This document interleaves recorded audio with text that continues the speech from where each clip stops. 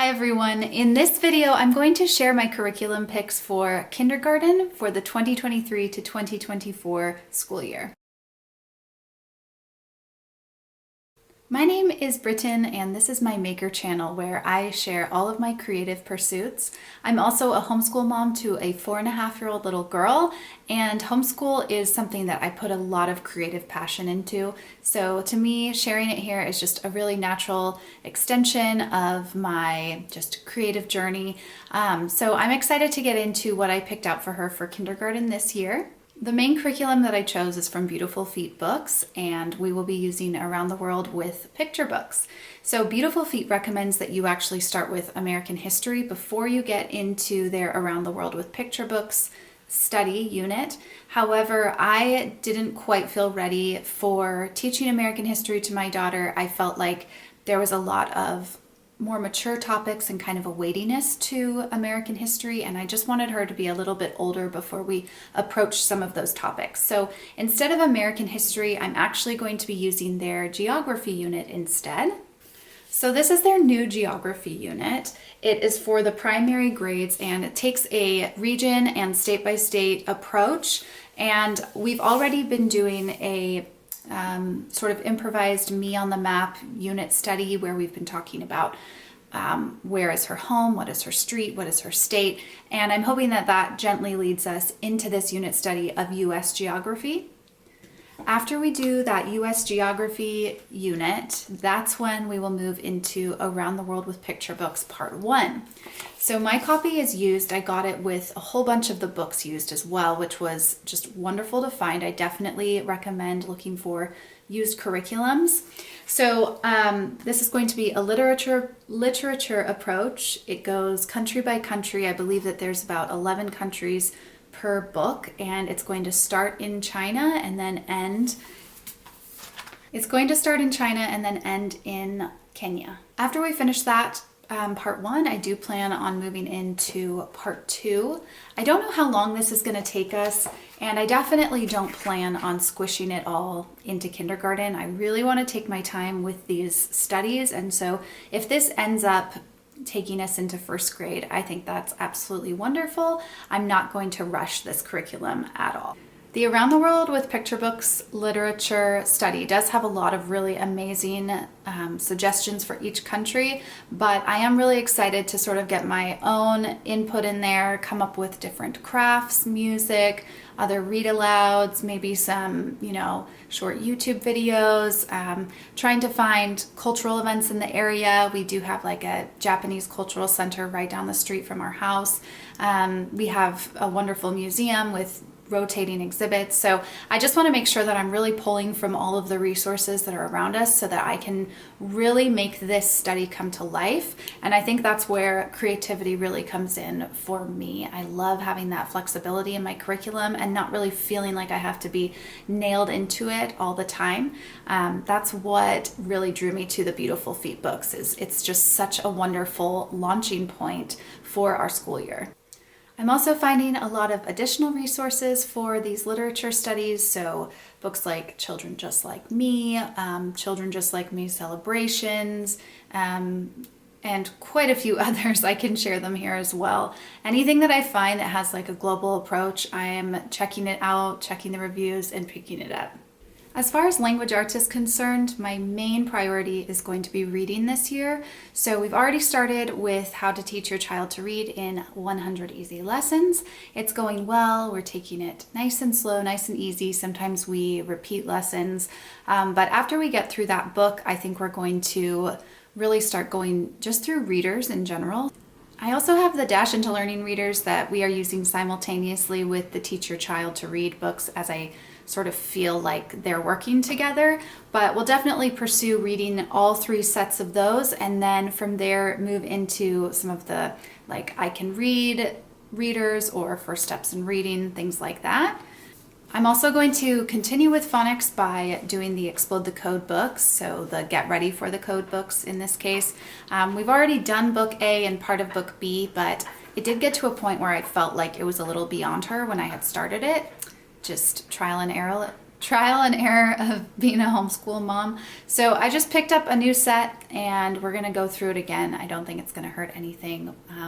But once we get through those, I do have the next set ready as well. The next subjects I wanna get into are handwriting and spelling. And these are ones that I'm not sure that we'll pick up right at the beginning of the school year. It may be a little further in, and when she's a little more skilled with her reading, that we get into handwriting and spelling, just because I want her to feel really confident with her letter sounds and her phonics before we move into, another scaffolding on that skill set. So the main handwriting spine that I plan on using is Handwriting Without Tears. It's a classic and it has really great just success stories. So I do plan on using that. I bought the entire Handwriting Without Tears kit, and we're going to dive into that, and I'm excited about it. She does really like writing her letters independently, and she'll just often ask me how to spell things. So I think that generally she's ready for it, and I think when it is time to get into it, she'll be really excited. On top of the Handwriting Without Tears, I also got the Dash into Learning handwriting set, and I'm just think it's such an adorable set. And so once the Handwriting Without Tears is a little bit further advanced, I think then we'll also be working with the Dash into Learning handwriting books as well.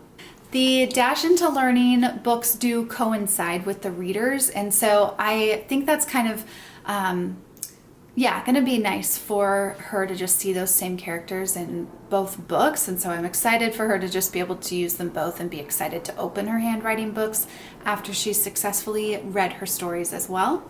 For spelling, we're going to start with Spelling You See. And once she has those phonics nailed, I think she's going to be ready for this book.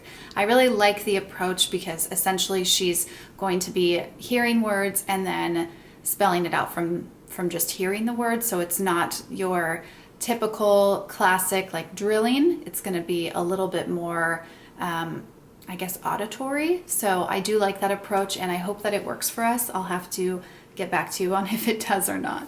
So for math, I have not held back. We finished our preschool math at home by Kate Snow at the beginning of March, and pretty quickly I decided to move into kindergarten math with confidence. So we do these lessons 2 to 3 times a week, and she and I have both been loving it. The lessons take us between 5 and 10 minutes a day, but the entire time we are just having so much fun together. When I was homeschooled, I used Math UC, and for whatever reason, it just was not a good fit for me at all. And so to be able to have this experience with my daughter, using this curriculum where we're both enjoying ourselves, we're both comprehending everything. I mean, I guess on my part, I should comprehend it because it's kindergarten math. But the fact that we're just enjoying doing it together just means a lot to me. So I'm really glad that I'm sticking with this program. And I definitely recommend it if you are looking for a math program. Every time people talk about it, it's only positive. So next I'm going to share some of our, extracurriculars with you, just the things that we're not going to be doing necessarily every day, but that I think will really enrich our homeschool. So first off, for Bible, I plan on using our 24 Family Ways. This is by Sally and Clay Clarkson. And I've had this book for a while and I've pulled it out a couple times, but I think that by 5, our family should be ready for it. So we're going to be using this one either in the morning or around the dinner table, just wherever it fits into our daily routine. Another book I'm excited to go through, and I had an older copy of this when I was the same age as my daughter. This is Window on the World, and this is a book that goes through country by country and just talks about sort of the state of Christianity in that country and what missionaries are doing there in their work. And so I think this will be a really eye-opening book for my daughter. It really was for me when I was a child, and I do plan on pre-reading it, but as we go through the countries in Around the World with Picture Books, I would love to be able to pull lessons from this to just share with her about missionaries in other countries. I also really hope to get some of the YWAM missionary books, the ones that are written for young children. I think that those would be really great to get for some of the countries that we end up doing in Around the World with Picture Books. And another resource I have is our Yodo player, which is a wonderful audio player for children, we have the Jesus Storybook Bible on audio for her to listen to on her Yodo player. So I would love to start giving her the practice of quiet time by listening to some of those stories on there as well. I do plan on doing an artist study with my daughter. So sort of the first semester, I've decided to do Monet, who I believe is a very approachable artist. And then for the second semester, I would love for us to choose a non-Western artist, maybe one from one of the countries that we are studying. But some of the books that I picked for our Monet study, and I did share these in a past video, but this one from The Met by DK, this Claude Monet, which is Getting to Know the World's Greatest Artist series, and then of course one of my childhood favorites, which is Linné and Monet's Garden. So we'll be going through those three together. And then we're still finishing up our Come Look With Me book, which is by Gladys Blizzard, and this is a really great art study that you can do with children. It just teaches them how to observe and look at art, and then it teaches them how to observe and look at art. When we're done with that one, I have Come Look With Me, and this is for Native American art. So I think this will be a really wonderful study for us to go through. I do hope that I can continue to pick these books up. There are more in the series that look really wonderful. For example, there's one for African American artists, female artists, landscape, modern art, the art of early America. There's just a lot of really great books in this series. So yeah, I do plan on continuing with this as a curriculum as well. And I am not a musician or a pianist by any means, but I do have some background in music, so I do feel equipped to get my daughter started with piano. So I would love for her to practice piano for maybe 5 minutes a day, and then as she advances beyond this level, either I will have to advance or I would like to look for a teacher for her. But we're just gonna do the Bastion Piano Basics. This is for the young beginner. There's 2 books. There's Primer A and Primer B. And I would say these are really approachable for a homeschool mom if you do have a background, somewhat of a background in piano. It really doesn't need to be that great. So we will start with these, and then down the line, I'd love to get her own piano teacher.